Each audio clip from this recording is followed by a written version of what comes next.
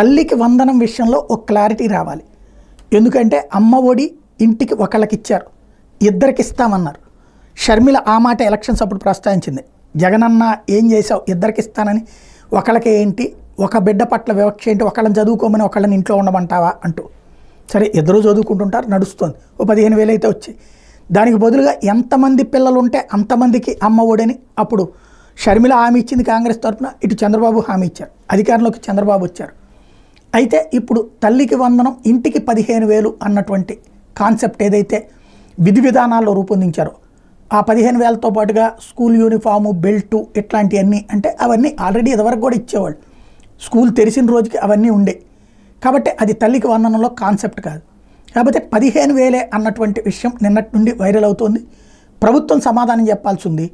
ఇది అందరికీ ఇస్తారా, లేకపోతే కనుక ఒక పిల్లలకి ఇవ్వదలుచుకున్నారా, లేదంటే కనుక భవిష్యత్తులో ఈ ఏడాది ఎట్లిచ్చి నెక్స్ట్ ఇయర్ ఇస్తామంటారా, అది చెప్పాల్సి ఉంది.